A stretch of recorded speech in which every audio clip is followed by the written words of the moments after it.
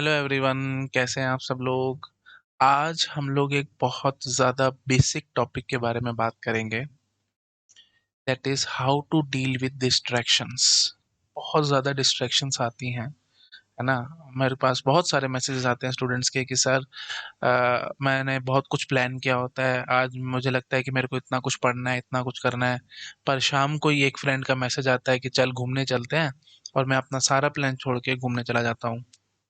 या फिर पढ़ने के लिए मैंने यूट्यूब ऑन करा होता है और स्टार्ट करा, और चलते चलते पता ही नहीं लगा कि एक डेढ़ घंटा ऐसे ही बीत गया। कहीं कोई एंटरटेनमेंट का वीडियो चला लिया, कहीं कोई जोक्स सुनने के लिए वीडियो चला लिया, एंड सो ऑन। तो मतलब हम बहुत जल्दी डिस्ट्रैक्ट हो जाते हैं। What should we do? तो आज मैं इस बारे में पूरी डिटेल स्टडी कराऊंगा, आपको पूरा एक डिटेल एनालिसिस करवाऊंगा, और एक प्रॉपर रिसर्च करेंगे, जिससे पता लग जाएगा कि हम डिस्ट्रैक्टेड क्यों हो रहे हैं और क्या कर सकते हैं कि हम डिस्ट्रैक्टेड ना हो।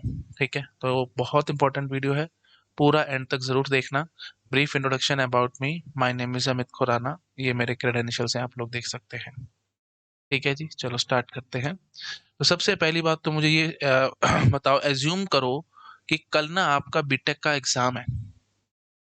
ठीक है, आप भी इंजीनियर हो, मैं भी इंजीनियर हूँ, मुझे भी पता है, आपको भी पता है हम कैसे स्टडी करते हैं, है ना। लास्ट डे, लास्ट नाइट हमारी स्टडी होती है। तो आज, कल आपका पेपर है, और आज आपको कोई कहता है कि चल घूमने चलते हैं, आप जाओगे? मतलब ही नहीं, बिल्कुल नहीं जाओगे। पता है अभी कल एग्जाम है, आज नहीं पढ़ा तो पक्की बात है फेल हो जाऊंगा, है ना। तो मतलब पास होना तो छोड़ दो, बिल्कुल पक्का पता है फेल होना है, क्योंकि तैयारी नहीं है भाई, है ना। मतलब बिल्कुल last day, last night study करनी है। अच्छा, लास्ट नाइट है ना, लास्ट नाइट हम सबको पता है भाई, इंजीनियर्स को पता है कितनी इंपॉर्टेंट होती है ना। सारी स्टडी लास्ट नाइट पे होती है, और उस टाइम पे अगर आप यूट्यूब चलाएंगे पढ़ने के लिए, तो क्या आप दूसरे वीडियोस देखेंगे या अपना काम करेंगे? ऑफ कोर्स आप बिल्कुल भी डिस्ट्रैक्टेड नहीं होगे, आप अपना काम करोगे। जो भी लेक्चर सुनने हैं, मेरे लेक्चर हैं, या जो भी है, जो भी कुछ आपको करना है आप करेंगे, है ना। डिस्ट्रैक्शन का कोई नाम निशान नहीं। ऐसा क्यों हो रहा है आप सोच के देखो। तब तक मैं अगली स्लाइड पे आता हूँ। हमेशा ये अपने मन को याद दिलाते रहो, you have lot of work to do.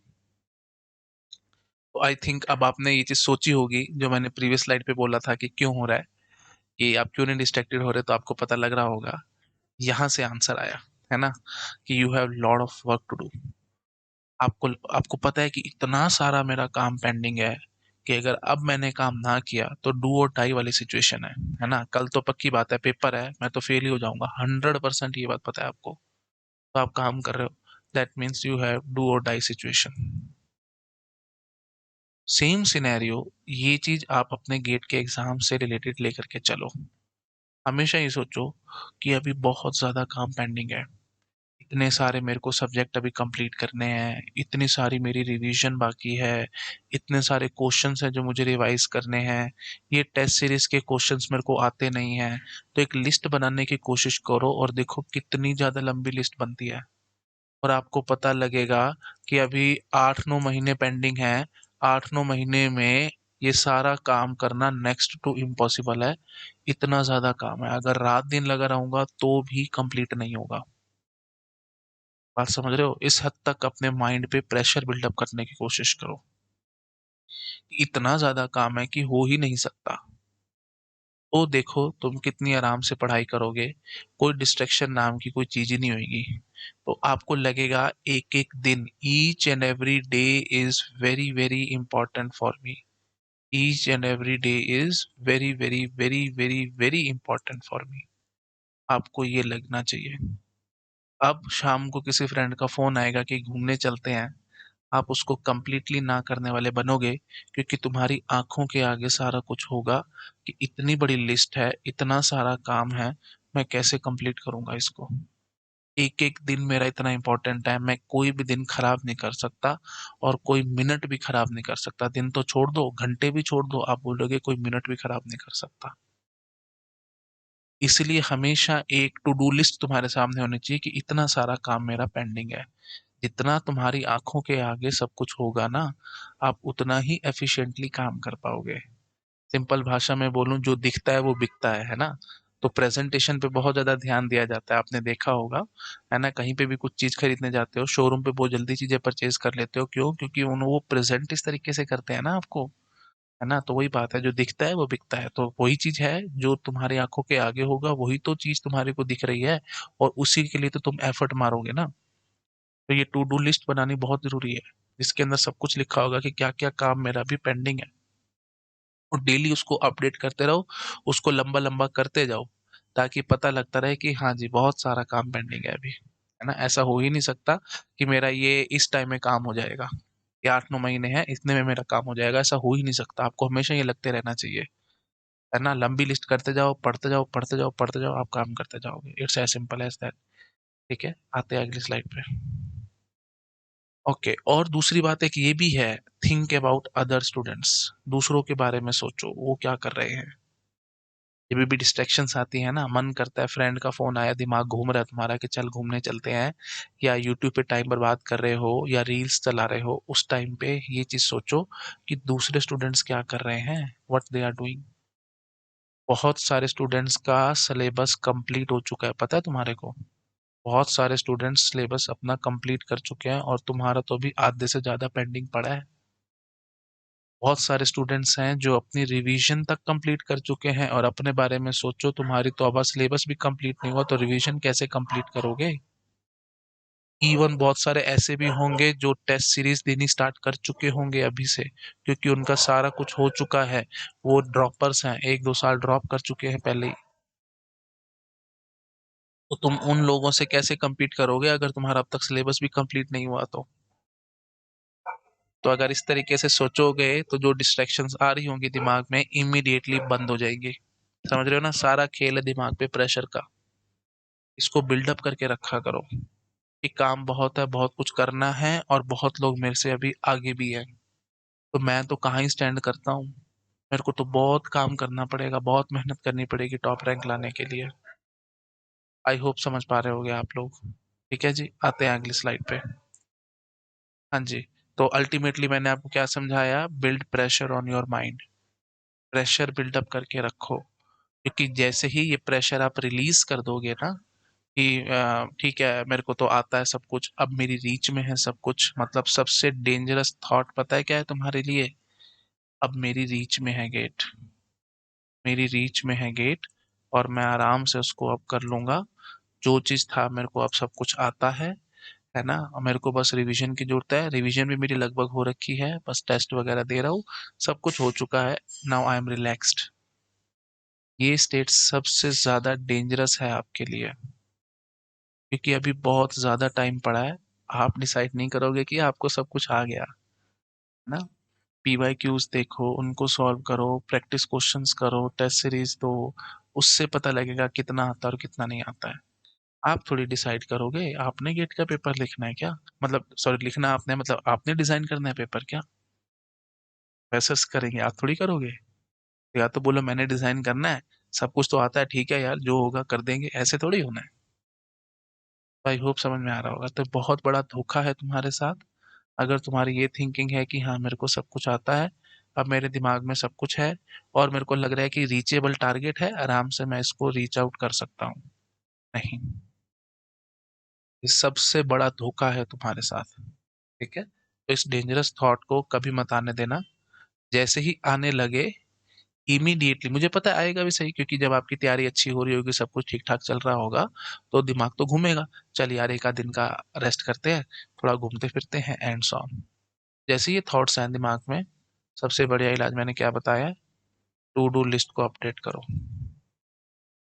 हाँ भाई, कितना कुछ पेंडिंग है अभी, देखें तो जरा, आंखों के आगे शीशा तो लाओ ना, कितना पेंडिंग है, कितना कुछ रहता है ना? अभी कितने क्वेश्चंस मेरे को अभी सॉल्व करने थे, कितने मैंने टेस्ट दिए थे, उसमें मेरे कितने नंबर आए थे, है ना? एक एक बात लिखते जाओ।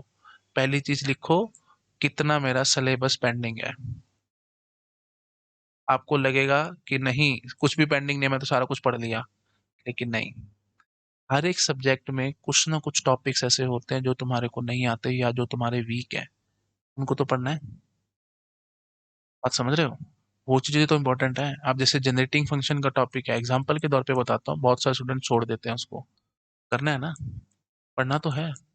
सर्च करो यूट्यूब पे, मिलेंगे लेक्चर्स इसके भी, पढ़ो, या जो बुक से पढ़ना है वहां से पढ़ो। स्पैनिंग ट्री है, वो नहीं आता सर हमारे को, एग्जाम्पल दे रहा हूँ जैसे, है ना, तो कुछ कुछ टॉपिक्स पेंडिंग होंगे, उनको करना है। सिलेबस पेंडिंग का मतलब ये नहीं होता कि तुम्हारा कोई पूरा का पूरा सब्जेक्ट छूटा हुआ है। अगर पूरा का पूरा सब्जेक्ट ही पेंडिंग है, फिर तो भैया तुम खाई में गिरे हुए हो। एक बात ध्यान रखना, फिर तो तुम खाई में हो, जमीन में गिरे, मतलब काफी हद तक नीचे हो, है ना, मतलब आपका लेवल जीरो भी नहीं, आप नेगेटिव लेवल की तरफ हो, अगर आपके सब्जेक्ट भी पेंडिंग पड़े हैं तो। फिर तो तुम मतलब ऐसे सोचो कि मतलब अभी तो बहुत ज्यादा मतलब काम रहता है हमारा। और अगर आपको लगता है कि सिलेबस कंप्लीटेड है, तो फिर टॉपिक ढूंढो, क्या क्या टॉपिक हैं जो मेरे को नहीं आते हैं, टॉपिक ढूंढो। अच्छा जी, फिर ये सब करने के बाद फिर देखो क्या क्या क्वेश्चंस थे जिन्हों पे तुमने स्टार मार्क किया हुआ था और था कि मैं आगे इनको पढ़ूंगा एंड सो ऑन। कौन कौन से पीवाई क्यूज थे जो मेरे को रिवाइज करने थे, जिन पे मैंने स्टार मार्क किया हुआ था। ऐसे ऐसे करके एक प्रॉपर लिस्ट बनाओ काम की, कौन कौन से काम मेरे पेंडिंग हैं। अच्छा, कौन सा सब्जेक्ट मेरे को मुश्किल लगता था, है ना, वो लिख लिख करके रखो, कौन सा सब्जेक्ट मेरे लिए डिफिकल्ट है, या जिसके क्वेश्चन मेरे से आसानी से सॉल्व नहीं होते, जैसे एग्जांपल कंप्यूटर नेटवर्क्स। ठीक है, तो उसके जो क्वेश्चन सॉल्व नहीं हो रहे थे, उसके पीछे की थ्योरी जानने की कोशिश करो कि क्या है, क्या था उन ऐसे क्वेश्चंस में जो मेरे से सॉल्व नहीं होते हैं बार बार ही, है ना, क्या दिक्कत आ रही है, कौन सा फॉर्मूला मेरे को नहीं आता, या कौन सी डेरिवेशन मुझे नहीं आती, या क्या परेशानी है, दिक्कत क्या है। ठीक है, वो सब सोचने की कोशिश करो। उससे आपको काफी हद तक यू कैन से पता लगेगा कि हाँ, कि कहीं ना कहीं तो गड़बड़ है, कुछ ना कुछ तो प्रॉब्लम है। आई थिंक समझ में आ रहा होगा, है ना। तो ऐसे लिखने के लिए बैठोगे ना, बहुत कुछ लिखोगे, बहुत कुछ। बेशक से सिलेबस कंप्लीटेड होगा, बेशक से रिवीजन भी करके बैठे होगे, उसके बावजूद भी बहुत सारे काम निकल के आएंगे, ये लिखोगे तो पता लगेगा ना भैया। आई होप समझ में आ रहा होगा। तो सिलेबस कंप्लीशन बहुत बड़ा टास्क है, और मैं आपको गारंटी के साथ बताऊं, जो रैंक वन होता है ना, उसका भी पूरा सिलेबस कंप्लीटेड नहीं होता। अदर किसी का भी सिलेबस पूरा कंप्लीटेड नहीं होता, बहुत सारे टॉपिक्स होते हैं। ठीक है, और सब्जेक्ट तो ऑफ कोर्स, सब्जेक्ट नहीं, पूरा का पूरा सब्जेक्ट नहीं छूटा होना चाहिए, बट बीच बीच में कुछ टॉपिक्स होते हैं जो छूटे हुए होते हैं। और कुछ तो ऐसे टॉपिक होते हैं जो पढ़ाई भी नहीं जाते। क्यों नहीं पढ़ाए जाते? क्योंकि गेट में उनसे काफी हद तक क्वेश्चंस आते भी नहीं है। ये आपको रूल पता है ना, 70-30 रूल। 70-30 रूल चलता है गेट में। 30% सिलेबस से 70% क्वेश्चंस आते हैं, पर जो 70% सिलेबस है, उससे सिर्फ 30% क्वेश्चंस आते हैं। तो जो 30% सिलेबस है जिससे क्वेश्चंस आने हैं, उसी को ही लगभग सभी लोग पक्का करते हैं, और अपने 70% नंबर पक्के लाने की कोशिश करते हैं। बाकी ये जो 70% सिलेबस है, लगभग छोड़ देते हैं लोग, कोचिंग वाले भी नहीं पढ़ाते, स्टूडेंट्स भी नहीं पढ़ते, जस्ट बिकॉज कि उससे क्वेश्चंस बहुत कम आने के चांसेस होते हैं, इसलिए नहीं पढ़ाया जाता, ना ही स्टूडेंट्स पढ़ते हैं। अब तुम्हारे को समझ में आ रहा होगा कि कितनी बड़ी गलत फहमी में तुम हो कि तुम्हारा सिलेबस कंप्लीटेड है। बात समझ में आ रही है? तो ध्यान रखो इन सब चीजों का।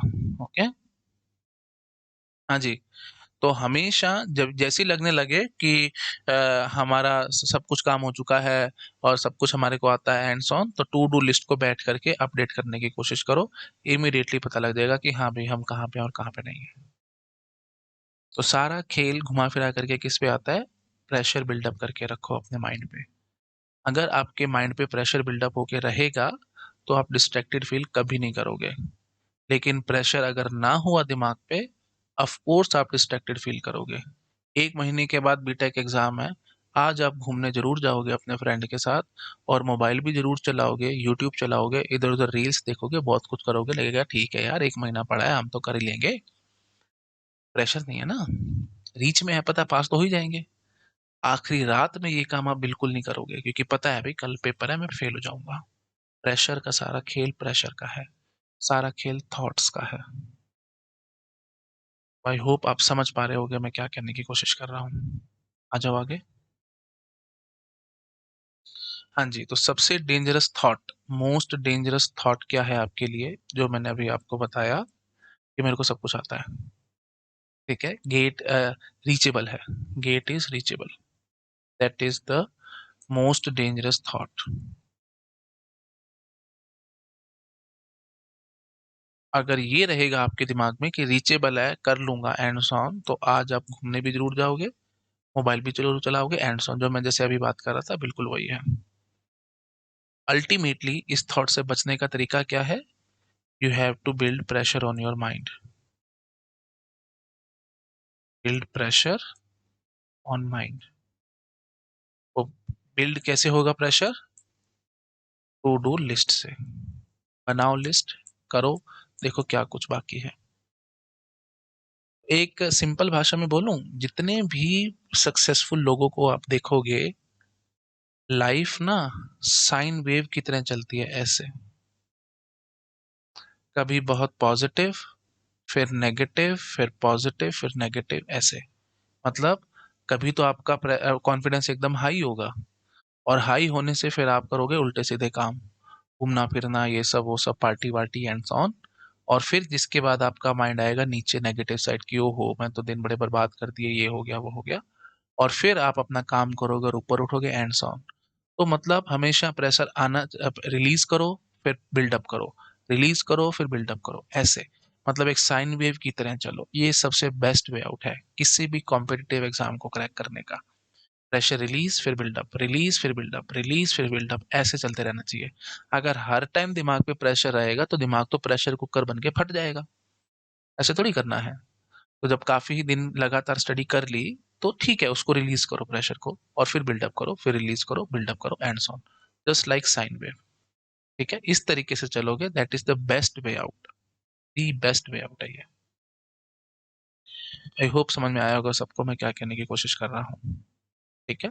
तो इस तरीके से जब भी आप चलोगे ना, तो आपका माइंड एक बारी तो प्रेशराइज हो जाएगा, फिर वो रिलीज करेगा, फिर प्रेशराइज हो जाएगा, फिर रिलीज करेगा। और जब आप दोबारा प्रेशर में आओगे, एक बार प्रेशर रिलीज करने के बाद दोबारा प्रेशर में आओगे, तो बहुत स्पीड से आपका दिमाग चलेगा और बहुत बढ़िया तरीके से काम करोगे। और ये सब पता है कैसे हो पाएगा? ये जो है, एक बारी जैसे बहुत अच्छा आपने काम करा, आप काफी हाइट पे आ गए कि आहा, बहुत कुछ पढ़ लिया, बहुत कुछ कर लिया। और फिर एक दो दिन आपने पार्टी वार्टी करी, घूमे फिरे, एकदम नेगेटिव साइड पे कि यार बहुत कुछ काम पेंडिंग है, मैं बहुत फंसा पड़ा हूँ and on, to do list बनाई, पता लगा कि बहुत कुछ पेंडिंग है। फिर मेहनत करी, खूब जोर लगाया, कुछ टाइम मेहनत करी, और फिर हाई स्टेट पे आ गया कि आहा, चलो मैंने बहुत कुछ पढ़ लिया, बहुत कुछ कर लिया एंड सो ऑन। और फिर पार्टी करी, दिमाग घुमाया, और फिर वापस वहीं आ गए नेगेटिव साइड पे कि नहीं भाई, बहुत कुछ पेंडिंग है एंड सो ऑन। तो जब भी आपको लगेगा कि बहुत कुछ पेंडिंग है, तो यहाँ पे आपका माइंड बहुत स्पीड से वर्क करेगा, बहुत शार्पली वर्क करेगा। और ऐसा आप कब कर पाओगे, ये बात समझ पा रहे हो? अब मैं बहुत इंपॉर्टेंट पॉइंट बोलूंगा, बहुत ध्यान से समझना। नहीं तो बहुत सारे स्टूडेंट्स क्या होते हैं, इसी स्टेट में ही रह जाते हैं, हाई स्टेट में, कि मेरे को बहुत कुछ आता है, मैं बहुत कुछ कर लिया एंड सो ऑन। और बहुत सारे स्टूडेंट्स होते हैं जो लो स्टेट में रह जाते हैं कि यार बहुत कुछ पेंडिंग है, नहीं हो पा रहा, नहीं हो पा रहा, थक रहा हूँ, ऐसा है वैसा है। तो ये बीच में कैसे चलते रहोगे आप, हमेशा ऐसे स्टेट्स कैसे बदलते रहोगे? If you have done proper planning. अगर आपकी प्लानिंग बहुत ज्यादा प्रॉपर है ना, तब तो तुम ऐसे साइन वेव की तरह चलोगे, नहीं तो भैया लटके रहोगे, या तो इधर या इधर। बिलीव में कोई फायदा नहीं होगा इसका। ठीक है, अगर आप एक स्टेट में आके लटक गए कि प्रेशर में ही रह गए हर टाइम, कि बहुत कुछ है, नहीं आ रहा, नहीं हो पा रहा एंड सो ऑन, तो माइंड भी नहीं चलेगा, प्रेशराइज होकर दिमाग भी काम नहीं करेगा। और हाई स्टेट में रहेगा तो काम ही नहीं करोगे, लगेगा कि अब तो मेरे को सब कुछ आता है। भाई अगर तुम खुद को भगवान मानने लग जाओगे तो फिर मेहनत ही क्यों करोगे, लगेगा कि ठीक है, अब तो सब कुछ तो पा लिया, जो चाहिए था सब कुछ तो मिल गया, अब मेहनत करूँ तो क्यों करूँ? What is the reason? Reason ही नहीं होगा तुम्हारे पास मेहनत करने का। आई होप समझ पा रहे होगे आप लोग मैं क्या कहने की कोशिश कर रहा हूँ। ठीक है जी। चलो, प्लानिंग इज बहुत बहुत जरूरी है। आ जाओ आगे। देखो मैंने नेक्स्ट पॉइंट ये लिखा था, प्रॉपर प्लानिंग। प्लानिंग में बहुत बार आप लोगों को पहले बता चुका हूँ। प्रॉपर प्लानिंग में आपको क्या क्या करना है? सबसे पहले तो ईयरली प्लान आपके पास रेडी होना चाहिए। ईयरली प्लान क्या है? कि I have to get good rank in GATE, और you can say top rank in GATE. उसके बाद आपके पास एक मंथली प्लान रेडी होना चाहिए कि एवरी मंथ में मुझे क्या क्या करना है। किस मंथ में रिवीजन, किस मंथ में पढ़ाई, किस मंथ में कौन सा सब्जेक्ट एंड सो ऑन, ये सब कुछ आपके पास रेडी होना चाहिए। मंथली प्लान के बाद आपके पास वीकली प्लान रेडी होना चाहिए कि इस हफ्ते में मैं क्या करने वाला हूँ, जो कि माइलस्टोन्स होंगे आपके लिए। और वीकली प्लान के बाद आपके पास एक डेली प्लान होना चाहिए जो बताएगा कि रोज मुझे आज क्या करना है, आज का मेरा टास्क क्या है। अगर इस तरीके से चलोगे तो पहले अगर आपके पास एक डेली प्लान हुआ प्रॉपर, डेली प्लान कर करके आप अपने वीकली प्लान को एग्जीक्यूट करने में कामयाब हो जाओगे, और वीकली प्लान कर करके आप अपने मंथली प्लान को एग्जीक्यूट करने में कामयाब हो जाओगे, और मंथली प्लान को एग्जीक्यूट करने से आप फाइनली अपने ईयरली प्लान को अचीव करोगे। अगर इसमें से आपने किसी को भी स्किप किया तो जो आपका ईयरली प्लान था वो फुलफिल नहीं होगा, क्योंकि आपके पास माइलस्टोन्स ही नहीं होंगे कि इतना हो गया, इतना बाकी है, इतना हो गया, इतना बाकी है। ये कैसे पता लगेगा? ये इन प्लान से पता लगेगा। अगर आपका एक डेली प्लान डिस्टर्ब हुआ तो आपका अल्टीमेटली वीकली प्लान डिस्टर्ब होएगा, और जैसे ही वीकली प्लान डिस्टर्ब होएगा आपका दिमाग घूमेगा और आप स्पीड से मेहनत करोगे। और अगर एक हफ्ता या पिछला हफ्ता आपका ठीक ठाक नहीं गया तो नेक्स्ट हफ्ते में आप बहुत ज़्यादा मेहनत करोगे। आई होप आप समझ पा रहे हो। और इस हद तक मेहनत करोगे कि आपका मंथली प्लान डिस्टर्ब ना हो। अगर बाय चांस आप बीमार हो गए, आपकी तबीयत खराब होगी या कुछ भी हुआ जिससे डेली प्लान डिस्टर्ब हुआ, वीकली प्लान डिस्टर्ब हुआ, और अनफॉर्चुनेटली मंथली प्लान भी डिस्टर्ब हो गया, तो आप और ज़्यादा नेक्स्ट मंथ में आप और ज़्यादा मेहनत करोगे, और आप इस बात की श्योरिटी रखोगे कि जो मेरा ईयरली प्लान था, जो टॉप रैंक लानी थी गेट में, वो डिस्टर्ब ना हो। आई होप आप समझ पा रहे होगे। तो ये सारे प्लान्स बहुत ज़्यादा ज़रूरी हैं। इसके बिना आप अच्छी रैंक नहीं ला सकते गेट में, क्योंकि अगर आपने मंथली वीकली डेली प्लान ना बनाया, आपने कुछ भी गड़बड़ करी, तो डायरेक्ट इफेक्ट आपका ईयरली प्लान पे आएगा, दैट इज टॉप रैंक। वो डिस्टर्ब हो जाएगी तुम्हारी। आई होप आपको समझ में आ रहा होगा मैं यहाँ पे क्या कहने की कोशिश कर रहा हूँ। ठीक है जी। अच्छा, अब एक दो बात मेरे मन में और आ रही है, मैं वो भी आपके साथ ज़रूर कर लेता हूँ। ठीक है, ताकि आपके आप और अच्छे से मतलब यू कैन से चीज़ों को विजुअलाइज कर पाएंगे। ठीक है, आप इसको चाहो तो नोट कर सकते हो। फिर मैं आता हूँ अगली स्लाइड पे और एक दो बात और करता हूँ। ठीक है। ओके, तो आई होप आपने इसको नोट किया होगा। अच्छा, अब एक बात ये भी इमेजिन करने की कोशिश करो कि करना क्या चाहिए आपको। जैसे मैं बात करता हूँ डेली प्लान की। डेली प्लान आपका कैसा नजर आना चाहिए, तो वो डिपेंड करता है कि फिलहाल आप कौन सी स्टेज में हो। आप गेट की कौन सी स्टेज में हो, मतलब किस स्टेज में आप तैयारी कर रहे हो, बिल्कुल इनिशियल फेज में हो, या मिडिल फेज में हो, या लास्ट फेज में हो।